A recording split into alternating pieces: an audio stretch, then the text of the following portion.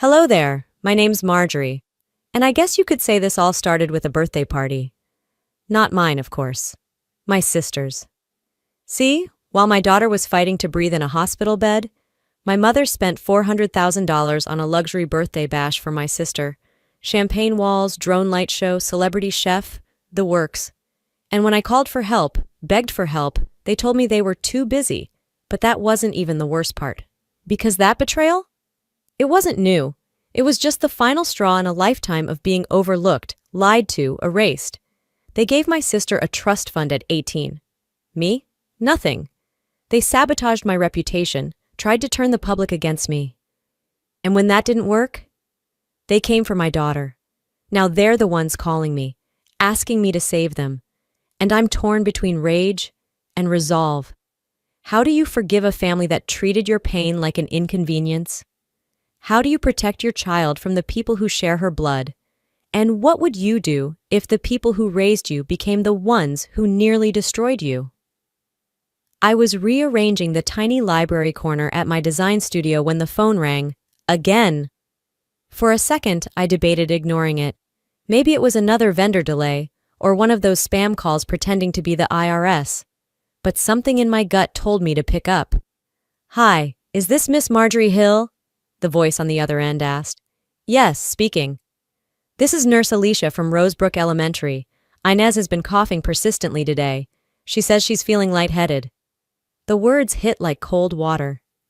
Inez had been dealing with a stubborn cold for weeks, but I chalked it up to fall allergies. Portland's damp air was relentless this year. I'll be there in 15, I said, already grabbing my coat. That was how it always was, me juggling deadlines, design sketches, and parenthood. Running a boutique interior studio while raising an 8-year-old alone meant I had little room for error. But I'd made it work for years, even if it meant midnight paint samples and morning PTO meetings. That evening, as the sky turned a deep indigo and drizzle coated the streets, Inez's wheezing worsened. She clutched her chest and looked at me, her eyes glassy. Mom, I feel funny, she whispered. Within minutes, I was in the car, racing through red lights like a criminal. At the ER, I tried to stay calm as doctors whisked her away. The monitors beeped in panicked rhythm. An hour later, a middle-aged physician with tired eyes approached me. There's a congenital malformation in her left lung, he explained, showing me a hazy scan. It's restricting her airway. We'll need to operate immediately. I nodded, trying to absorb every word even as the world blurred around me. We can move forward tonight, he added, but we'll need financial clearance first. The procedure costs $120,000. I blinked. Excuse me? He repeated the number. I nearly choked. I don't have insurance, I admitted, my voice barely a whisper. We do offer payment plans, he added quickly, but we'll need a substantial upfront deposit. I nodded again, dazed. My hands shook as I stepped outside into the parking lot, my phone in my hand. There was only one person left to call. One person I swore I never would. Darla, my mother. I stared at her contact for several seconds. Just her name made my stomach clench. But this wasn't about pride anymore. It was about my daughter. She answered on the third ring, music and laughter echoing behind her. Sweetheart, how are you? It's been ages. Mom, I started, but she cut me off. Carlene's birthday is in full swing. You should see the ballroom. It's like a Hollywood premiere. We flew in the caterer from Napa.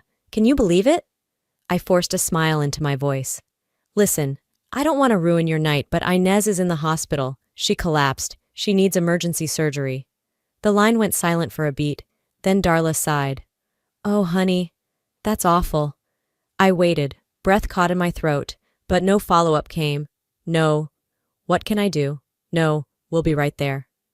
I need help covering the cost, I pushed on. It's $120,000. I know it's a lot, but... She cut in again, her voice light but firm. Oh, sweetheart, I wish you'd told us earlier. We already spent over $400,000 on Carlene's party. We can't just cancel everything. You understand, don't you? I didn't respond. I couldn't.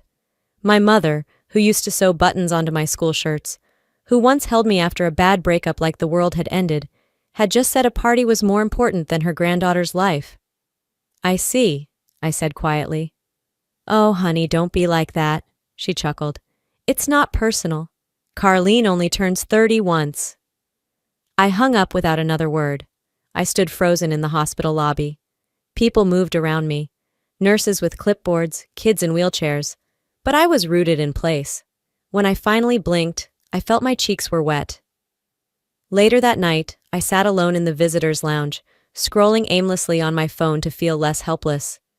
That's when I stumbled across a file I hadn't seen in years. An old scanned PDF from my email archives. It was a copy of Carlene's trust fund. She'd been given access to a 6-figure inheritance the moment she turned 18. My name never appeared in the document. No trust fund, no letter, no account. And suddenly, everything made sense. The lavish trips Carlene bragged about, the fully paid condo in Santa Monica. I used to think I just wasn't ambitious enough. But the truth? They were investing in her future while leaving me to figure out mine on my own. I sat with that knowledge for a long time, longer than I should have. It didn't make me feel better. It didn't make me feel anything. Around 3 a.m., a nurse rushed over. She's stable, she said, but her oxygen levels are dipping again. We need a decision soon. I looked at my empty checking account on the screen. My savings had already gone to 2 prior hospital visits. Credit cards were maxed. I stared at my reflection in the glass, and then I did something I hadn't done in over a decade. I called my father. The call didn't ring long. Just as I was about to hang up, his voice answered. Dry, clipped, like he'd just stepped out of a conference call. Marjorie? I hadn't heard my father's voice in over 12 years, but it was still sharp, still calculated like a man constantly weighing risk. It's me, I said, trying not to sound like a child. Inez is in the hospital. She collapsed. They found something in her lung and she needs emergency surgery. He didn't ask how she was. He didn't ask what hospital. Instead, I heard the familiar scratch of a pen against paper. How much? He asked flatly. I hesitated. 120,000. I don't have that kind of money. I've tried everything. Mom said, Stop. His voice sliced through the line. Your mother shouldn't have been your first call. Of course she was, because deep down, despite everything, I thought a mother couldn't turn away from her grandchild. But I didn't say that. I swallowed the lump forming in my throat. Leonard cleared his throat. I can help, but I'll need something in writing. I blinked, confused. What do you mean? I'll wire the funds to the hospital, but you'll need to forfeit your rights to the family trust. You were never officially removed, but it's better to have it on paper now. Clean. A long silence stretched between us, the kind where time stops and choices cement. So that's what I'm worth? I said, my voice cracking. A clean exit? You'll pay for your granddaughter's life, but only if I vanish from yours. He didn't deny it. Leonard, was this your plan all along? I heard him sigh, not in regret, but irritation. Marjorie, everything in life is transactional. This is no different. I ended the call before my rage could speak louder than my dignity. My hands trembled as I placed the phone on the bench beside me. How do you grieve parents who are still alive? A memory surfaced like a splinter, one I thought had healed over. It was years ago, sometime during college break. I had walked into my mother's study looking for stamps. Instead, I overheard her on the phone with someone talking about restructuring documents to simplify the trust. You understand, Leonard, she'd said then. We can't have it split 3 ways. Carlene is the future. She knows how to represent the family. Marjorie, she always goes off script. I didn't understand then. I thought they were talking about speeches or holiday cards. Later, when I tried to ask about it, they both brushed me off. Don't overthink things, Mom had said, with that saccharine tone reserved for people she barely tolerated. You're too sensitive, Marjorie. Years later, after Inez was born, I got curious. I contacted William Finch, an attorney who had worked with our family when I was a teenager. He remembered me immediately. In fact, he was the one who first explained what a trust really was. But when I asked if I was part of it, he went quiet. They asked me to draft a removal clause for you, he finally said. I refused. I thought you deserved to know. A month later, they replaced me. He sent me a document he'd saved, a preliminary draft, never executed. My name had been crossed out with a red pen. Too independent, it read in the margins. I should have felt anger, but it was something colder, emptier. They hadn't just cut me out financially. They'd erased me quietly, like I'd never belonged at all. Back in the hospital bathroom, I splashed cold water on my face. My reflection stared back. Hollow eyes, drawn lips, no trace of the woman who once believed in second chances. I leaned over the sink and whispered, "They won't help us, but I will." I opened my phone and started selling everything I could. My car, jewelry, backup laptop, office supplies. My studio space lease was on the chopping block next. I drafted an email to a former client, offering to subcontract the biggest project of the quarter, one that was supposed to be my breakthrough. As I pressed send, something shifted inside me. This wasn't defeat. It was something else. Something sharper. If I had to burn my old life down to save hers, I'd do it gladly. On my way back to Inez's room, my phone buzzed. The name on the screen stopped me in my tracks. It was Jonah Perez. I hadn't heard from him since 2013. We'd worked together briefly before he moved across the country. The last time we spoke, I had just given birth to Inez. What could he possibly want now? I hesitated, then answered, "Marjorie?"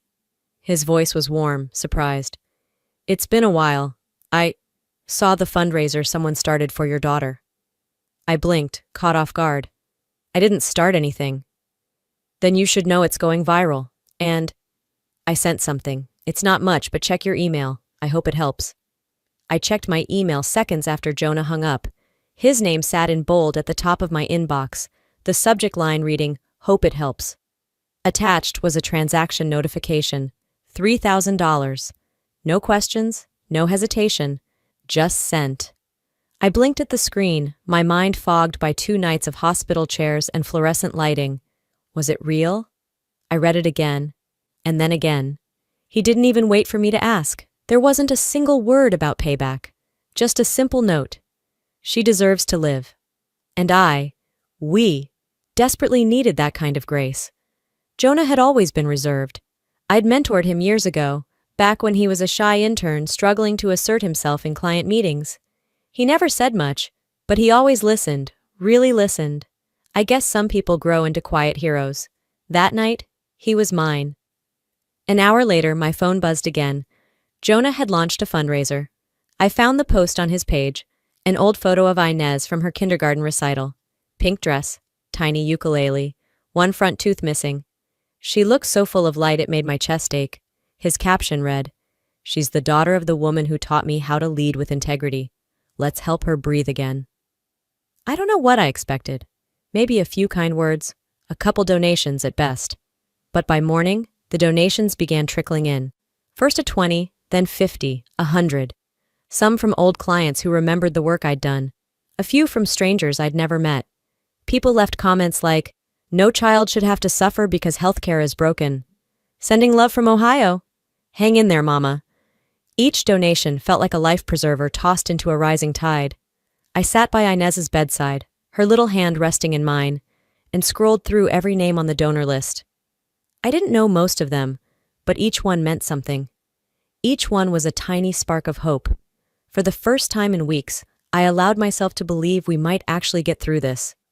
That hope lasted 48 hours. It started with a shift in tone, subtle at first. The comments beneath Jonah's post changed. Questions popped up. Why isn't her husband helping? Where's her real family? How do we know this isn't another fake story? At first I brushed it off. Online trolls were nothing new. I'd seen kind-hearted causes torn to shreds over minor missteps, but this felt different, more coordinated, more personal.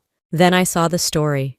Carlene's Instagram, champagne glass, cupcake tower, gold lettering in the background spelling her name. The overlay text? "Some people will fake anything these days, even a crisis. Stay vigilant, folks." She didn't tag me. She didn't have to. Anyone who knew us, even vaguely, could put the pieces together. Her followers certainly did. They jumped into the comments like wolves. By nightfall, the post had been picked up by a gossip account with over 500,000 followers. The caption? "Carlene hints at family drama. Older sister accused of faking daughter's illness for cash. The comments were brutal. She's always been dramatic. Didn't she fail at her last business? Desperate much? The worst part? A hashtag started trending. #sick for sympathy. I sat in the hospital cafeteria, a half-eaten sandwich congealing on the tray beside me, and scrolled through the posts with numb fingers. My face, my pain, had become someone's mid-scroll entertainment. They didn't see the oxygen machine ticking beside Inez's bed. They didn't hear the panic in her breathing or the quiet prayers I whispered every night. All they saw was a story they could twist into memes and mockery. I told myself not to care, that none of it mattered, that what mattered was Inez. But then I walked back into her room, and the nurse looked at me differently. Not unkind, just cautious. She hesitated, then said, "We've had a few calls, people asking if her case is real." I froze. I wanted to scream, to rip open the blinds and shout, "Come see for yourself. See her hooked up to these wires. Look at her and tell me this is fake." But I didn't. Because when your own sister publicly casts doubt on your story, strangers take it as permission to do the same. Later that evening, I got a message in my work inbox. It was from a client I'd been collaborating with for over a year, a local kindergarten redesign, a project I'd put heart and soul into. We'd nearly finalized the plans. Just last week, they'd asked me to present to the board.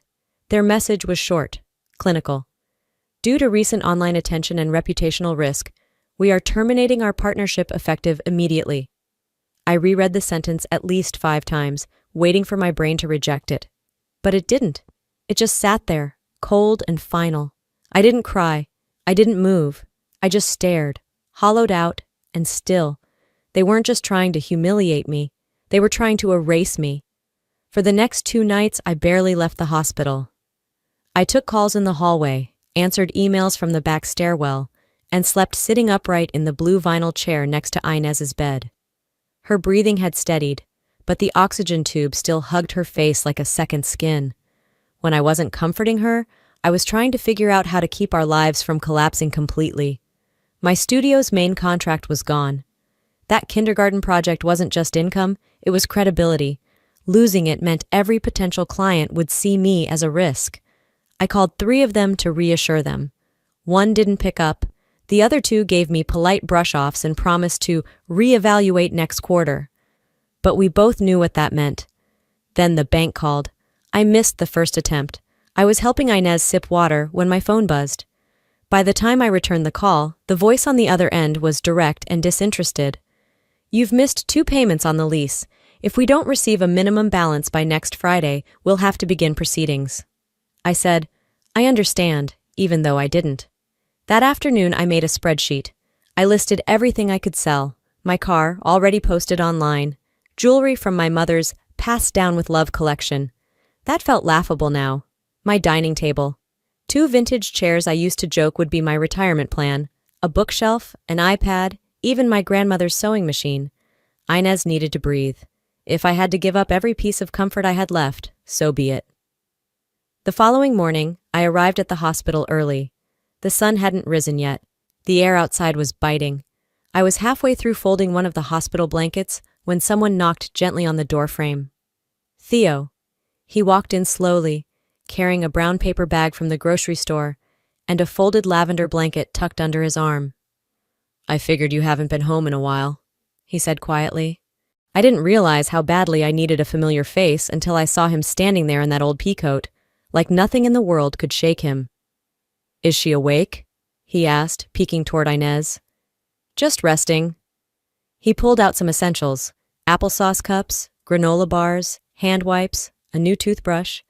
Then without a word, he unfolded the blanket and laid it gently over Inez's legs. He didn't ask questions. He didn't pry. And that silence, that quiet presence, said more than any speech could have. As we stood there, the door opened again. This time it was Avis and Dorian. Avis wore a soft smile, holding a thermos in both hands. Dorian followed with a large box wrapped in blue paper. He set it down without explanation. I didn't need one. They had come, not out of obligation, but love. I offered them chairs. We sat around Inez while she dozed, talking in hushed tones about anything but what was happening. Later, As Theo took Inez to the common room for her daily walk, Avis asked me to join her in the hallway. Her tone changed, serious, steady. "Marjorie," she said, "we have something to tell you." I braced myself. "We sold our house." My breath caught. "Wait, what? You can't, why would you?" Dorian stepped beside her. "Because she's our granddaughter, and because you're our daughter, even if no paperwork ever said so." My knees buckled. I leaned against the wall for balance. "You'll stay in our place until you're back on your feet," Avis added. "And before you ask, we already signed the contract. No turning back." I tried to speak, but nothing came. She gently placed her hand over mine. "A house can be rebuilt, but you're our home." And then, like she'd been waiting for the right moment all along, she reached into her purse and pulled out a folded document. "This," she said, "is a lease agreement I co-signed on your studio months ago. I didn't want to interfere. I just wanted you to have a net if you ever needed it." It took me a moment to understand. She had guaranteed the space, for me, long before the drama, long before the world turned against me. Because some people see you even when you're invisible to others. I hugged them both in the hallway, tears silent and hot on my cheeks. Theo stood nearby, watching us with kind eyes. As I exhaled into Avis's shoulder, I realized something I hadn't dared admit until then. "I know who my real family is now," I whispered. And just as I said it, I felt something shift inside me. Not anger, not grief. Peace. But the past doesn't let go just because you've found peace. The next morning, I was folding Inez's clothes at the end of her hospital bed when my phone lit up with a name I hadn't seen in years. Mom. My hand hovered above the screen. For a moment, I debated letting it ring, but curiosity got the better of me. I picked up. Her voice was soft, broken almost. "Marjorie, we need help." She didn't say hello. No fake warmth, no pleasantries. "The bank's going to take the house," she said. "Your father won't admit it, but we're out of time. If we don't find the money this week, it's gone." I didn't speak. She added quickly, "I know how it sounds, but I wouldn't ask if it wasn't serious. We thought maybe you could help us." That word, we. As if there'd ever been a united front when I was the one bleeding. My throat felt tight, but my voice came out even. "You're asking me?" Darla hesitated. "Yes, I know it's a lot. But if there's any way..." I hung up. Not out of rage, not even sadness. Just done. Later that day, I walked to the hospital garden for a minute of air. I was halfway through a cup of weak coffee when my old neighbor, Rebecca, texted me a screenshot. Carlene's texts. They were in a group chat, sent to someone Rebecca knew from work, who had posted about the fundraiser online. Somehow, they'd leaked. Carlene had written, "If we don't get ahead of this, our name is going to be dragged for years. We need to flip the script. Then, let Mom cry poor. Let Dad act distant. I'll post something sentimental later. Maybe even an apology. Damage control is about timing. And finally, she can't outlast us. She never could." My fingers tightened around my phone. For a second, I thought I might crush it. This wasn't about reconciliation. It was PR. My own sister, my mother, my father. They weren't crawling back because of guilt. They were drowning in their own mess and thought I'd be too desperate to notice the difference. They didn't want forgiveness. They wanted a reset, the kind where they came out looking clean. That night, I waited until Inez was asleep. Then I sat in the apartment's living room, facing the dim glow of my laptop. I turned on the webcam and pressed record.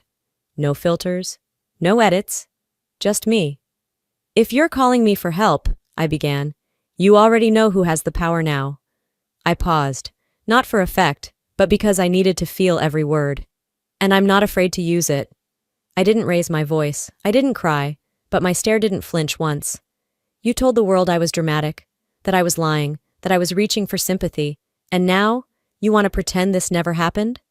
I leaned closer. "No." I clicked stop. Attached the file to an email, sent it to all three of them. No subject line, no message, just the truth. The family group chat, one I hadn't seen light up since 2014, went dead silent. No response. No dots indicating someone was typing, just the ghost of their shame sitting in my inbox like an unfinished sentence. I shut the laptop. It was after midnight when I heard my email ping again. I hesitated, then opened it. A new message, from my father's assistant. Subject: let's talk, face-to-face body. They're requesting a meeting. You pick the place. I stared at the screen. They wanted a meeting. What they got was a warning. I chose the meeting place carefully. My studio, midday, with the soft glow of filtered light bouncing off pale wood floors. The air smelled faintly of lavender and graphite. The walls displayed work I'd finished just weeks before. Sketches of playground layouts, calming color swatches, ideas for spaces that helped children breathe easier. It was calm, centered, mine. And, for the first time, they would meet me on my terms. They arrived as expected, punctual, polished, and pretending. Darla walked in first, overdressed in a cream jacket with pearl buttons and a silk scarf tied around her neck like it meant something. Her oversized sunglasses stayed on indoors, shielding her from truth, or maybe shame. Leonard trailed her, quiet and stiff, not meeting my eyes, the same way he hadn't at the hospital. His presence always felt like an obligation he barely tolerated. And then Carlene.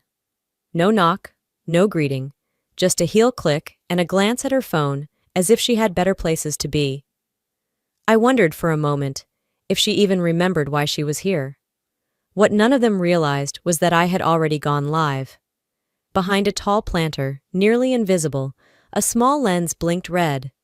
I had started streaming to a private link 10 minutes before they entered. I didn't tell them. I didn't need to. The camera wasn't for them. It was for me. For every person who had stood by me, who had sent $5 or a kind message, or simply believed I wasn't crazy. This was their moment, too. I stepped forward. I was once made to kneel, I said, my voice even but loud enough to carry, begging for help to save my daughter's life. This time, I want the world to hear your answer. Darla froze. Her hand instinctively clutched her scarf tighter. Leonard's jaw tensed.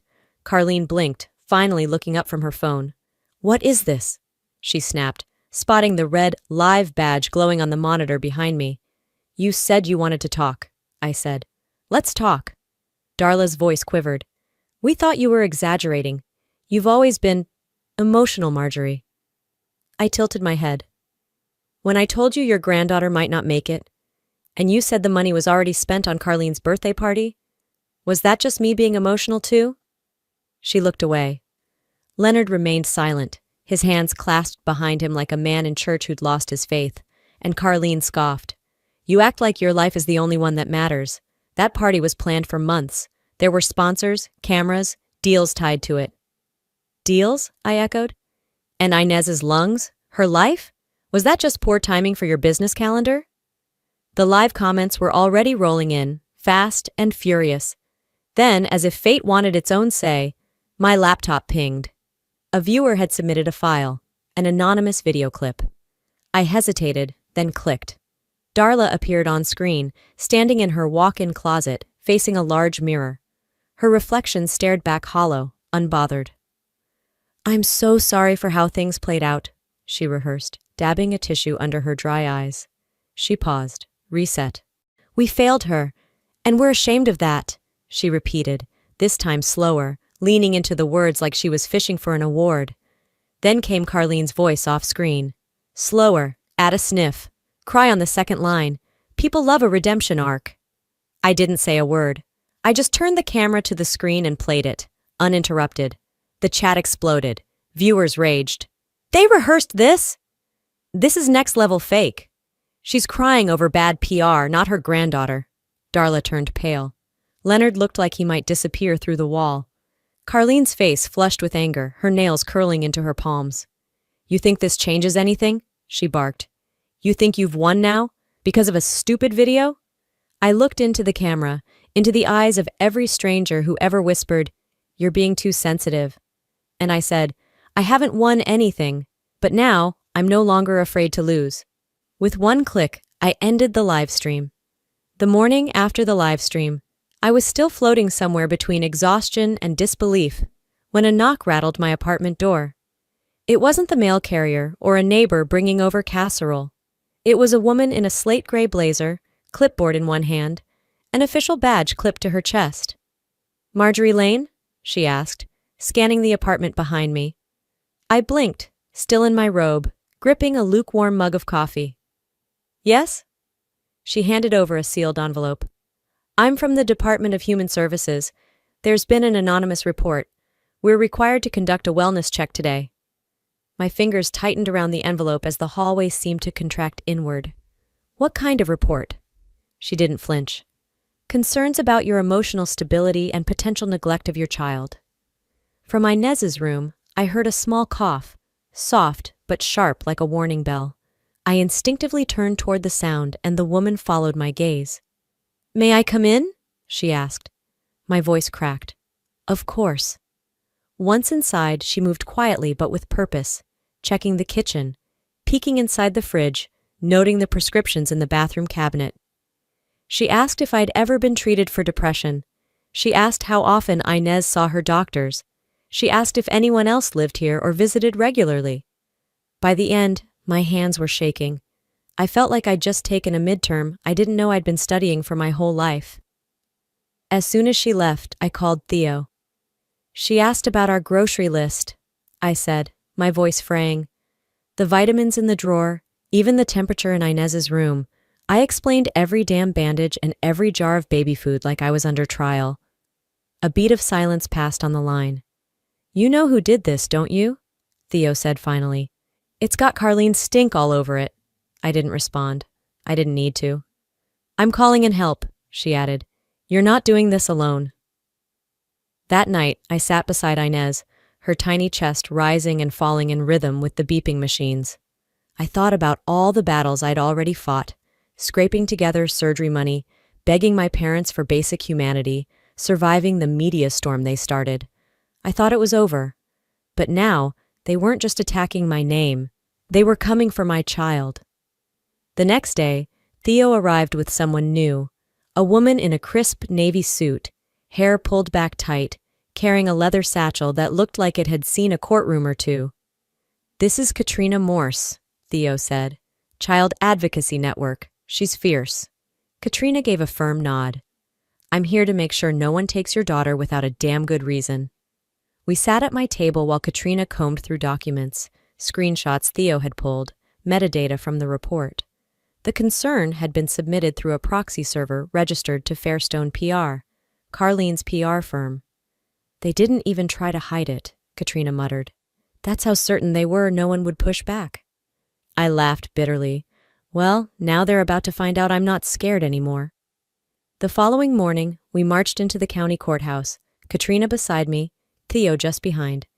The moment I handed in the complaint was surreal. I had spent months feeling small, like I didn't matter, like I was just noise in a world too busy to hear me. Now, I was the storm. The complaint was official: defamation, intentional interference with custodial rights, and false reporting with malicious intent. No more begging, no more defending. This was offense. As we stepped back out into the light, Inez walked beside me, sipping juice from a tiny box packed by Theo. The air was crisp, almost celebratory. It smelled like sidewalk chalk and new leaves.